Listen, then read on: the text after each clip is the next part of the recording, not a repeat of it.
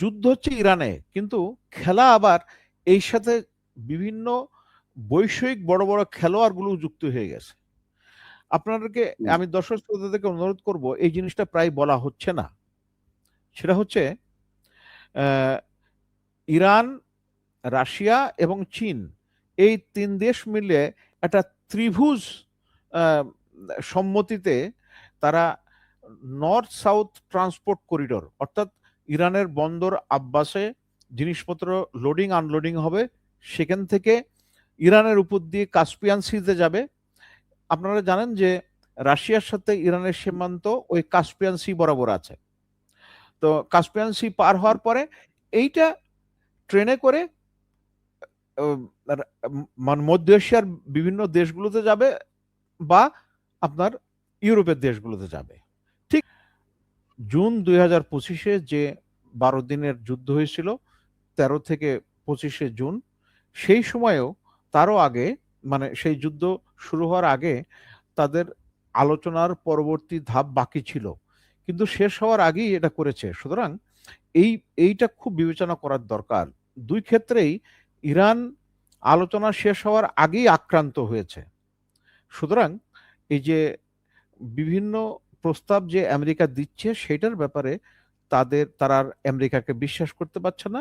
আর আপনি যদি খেয়াল করে দেখেন, ডোনাল্ড ট্রাম্পের কথা এক এক সময়ে এক এক রকম, এবং প্রত্যেক যুদ্ধের একটা অবজেক্টিভ বা লক্ষ্য থাকে, যে আমি এইটা করতে চাচ্ছি, কিন্তু ওইটা উনি বারে বারে পরিবর্তন করেছেন।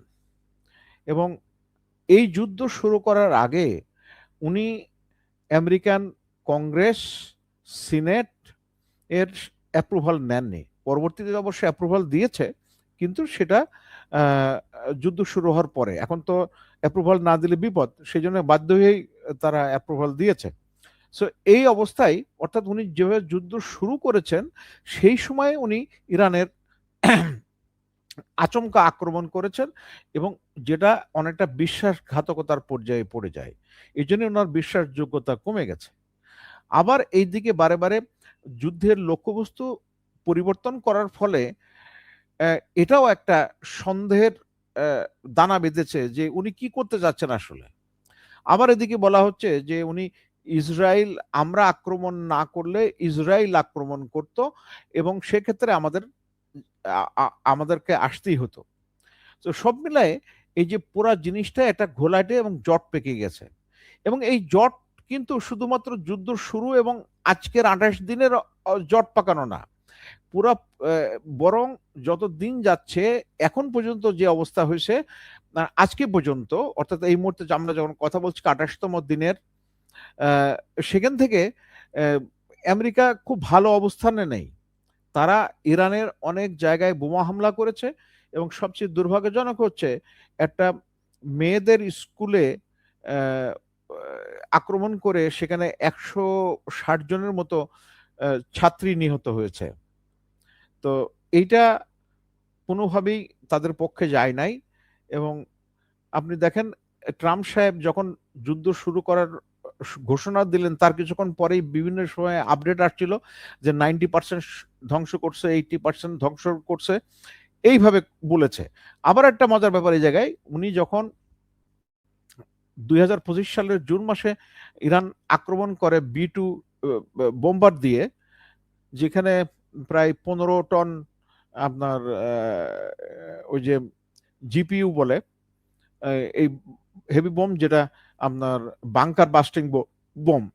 তো উনি বলছেন যে ইরানের সমস্ত এই যে কি বলে পারমাণবিক সক্ষমতা উনি ধ্বংস করে দিয়েছেন।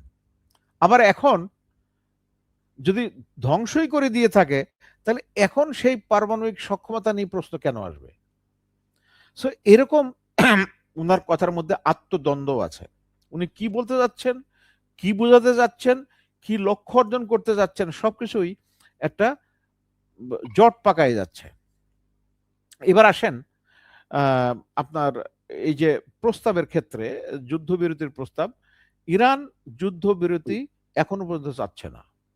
এবং ইরান যে 5টা প্রস্তাব দিয়েছে, সেগুলো পুরোপুরি মানা সম্ভব না, আমেরিকার পক্ষে, আবার আমেরিকা যে প্রস্তাবগুলো দিয়েছে সেগুলো ইরানের পক্ষে মানা সম্ভব না।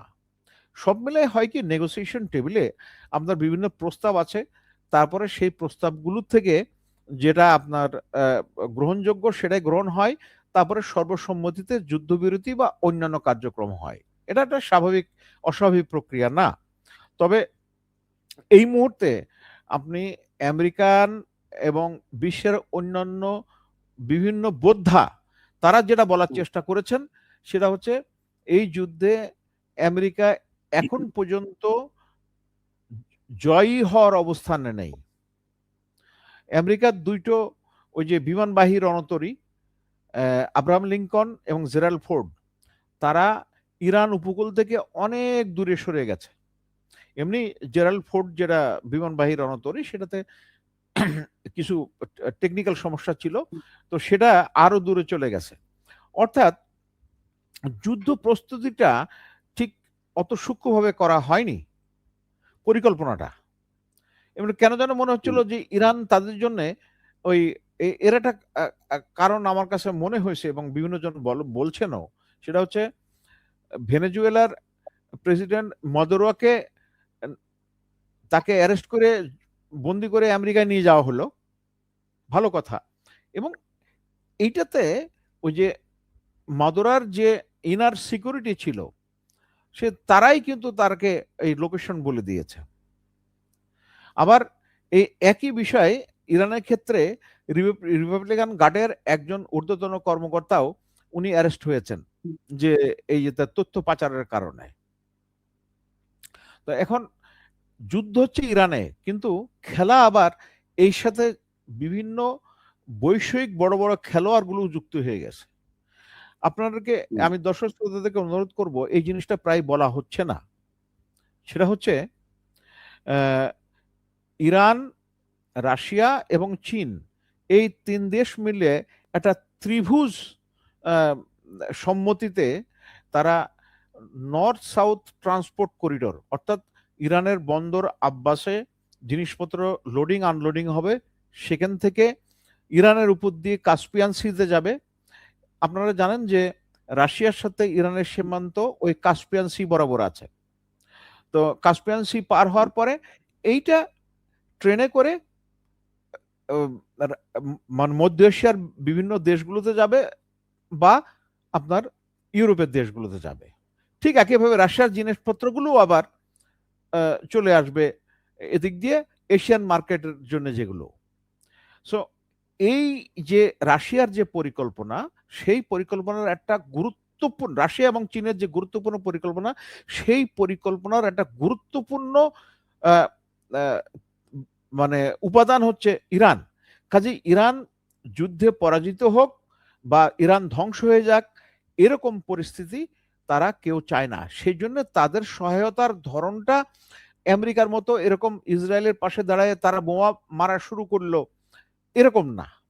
ইরানের যে সহায়তাগুলো দরকার, সেটা হচ্ছে সবচেয়ে গুরুত্বপূর্ণ সহায়তা, সেটা হচ্ছে স্যাটেলাইট নেভিগেশনের মাধ্যমে বিভিন্ন লক্ষ্য বস্তুর সুনির্দিষ্ট অবস্থান, এবং ইরান যে মিসাইলগুলো ছুটছে সেই মিসাইলগুলো ওই নেভিগেশন সিস্টেমের মাধ্যমে টার্গেটে নিখুঁতভাবে আঘাত হানা, যেটা চীন এবং রাশিয়ার স্যাটেলাইট সিস্টেম ব্যবহার করে আপনার ইরান খুব সক্ষমতা, মানে খুব দক্ষ সফলতা অর্জন করেছে। আপনি যদি এখান থেকে একটু ইসরায়েলের দিকে খেয়াল করেন, ইসরায়েলের একটা গুরুত্বপূর্ণ স্থাপনা হচ্ছে ডোমিনো পারমাণবিক কেন্দ্র, ওইটাতে আক্রমণ করেছে এবং আশেপাশে বিভিন্ন জায়গায় আক্রান্ত হয়েছে। আর তেল আবিব, মানে সেন্সরশিপের কারণে আমরা চিত্র পাচ্ছি না, বাট ইন্টারনেটে যে সমস্ত চিত্রগুলো আসছে সেটা হচ্ছে এটা কোনো কোনো ক্ষেত্রে তারা ইসরায়েলেরা যেভাবে গাজাকে ধ্বংস করেছিল, অবস্থা যেরকম হয়েছিল অনেকটা এরকম হয়ে গেছে। এখানে একটা বৈপরীত্যের কথা বলি। সেদিন দেখলাম যে ইসরায়েলি প্রাইম মিনিস্টার বলছেন যে ইরানি আক্রমণে বেসামরিক জনগণ নিহত হয়েছে, মানে আহত নিহত হয়েছে, তো এটা আন্তর্জাতিক আইনের লঙ্ঘন। অথচ এই নেতানিয়াহু এবং ইসরায়েলের বিভিন্ন পর্যায়ের ব্যক্তিবর্গ যে বিভিন্ন দেশে এখনো এই ইয়েতে ইরানে আক্রমণ করছে, সেখানে ওই যে আমি শিশুর সরি গার্লস স্কুলের চিত্রে উদাহরণ তুলে ধরলাম, এখানে লেবাননে তারা আক্রমণ করছে, তারা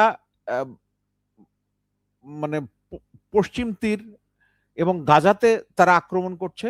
এখানে নারী শিশু কোনো কিছুই তাদের জন্য কোনো বিষয় না, কোনো বিবেক কাজ করে না।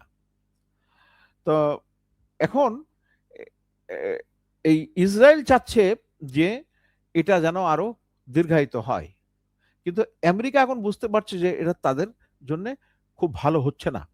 একটা ওয়ার্ল্ড স্ট্যান্ডিং আচ্ছা, আপনি মেজর জামান, আজকের একটা নিউজ যে বিষয়টা দেখতে পাচ্ছি যে ইসরায়েলের সেনাপ্রধান তিনি হুঁশিয়ারি দিয়েছেন যে ইসরায়েলের সেনাবাহিনীর মধ্যে একটা ফাটল সৃষ্টি হতে পারে এবং সেনাদের মধ্যে সেনা সংকট রয়েছে যুদ্ধে পর্যাপ্ত সেনা পাঠানোর জন্য। ইসরায়েলের কি আসলে অভ্যন্তরীণ ফাটলের মধ্যেই তারা পড়ে যাচ্ছে ইরানের সঙ্গে এই যুদ্ধকে কেন্দ্র করে? আপনাকে ধন্যবাদ এই পয়েন্টটা আনার জন্য। আমি এই পয়েন্টটা পরে আসতাম, তো যাকে এখনই উত্তর দিয়ে দিচ্ছি আপনি যেহেতু এনেছেন। সেটা হচ্ছে ইসরায়েলের প্রথমে ইসরায়েলের জনগোষ্ঠী হচ্ছে আপনার 90 লাখের মতো।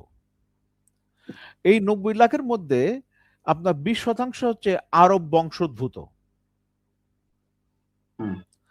সো বাকি যারা আছে তারা বিভিন্ন হচ্ছে সেটলার, তারা ওই ইসরায়েলে কাজ করে অনেক পয়সা পাওয়া যেত, সেই জন্য তারা কাজ করতে আসতো।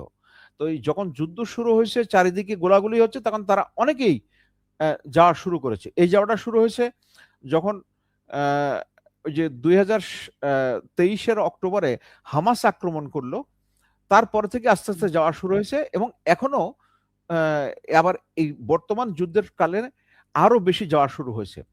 তো যেহেতু ইসরায়েল হচ্ছে মানে বসতি স্থাপনকারীদের দেশ, মানে এখানে তাদের নিজস্ব জনগোষ্ঠী চাইতে বাইরে থেকে লোক আসে, সেই লোকগুলো যদি না থাকে তাহলে তারা জনসংকটে পড়ে যাবে। এখন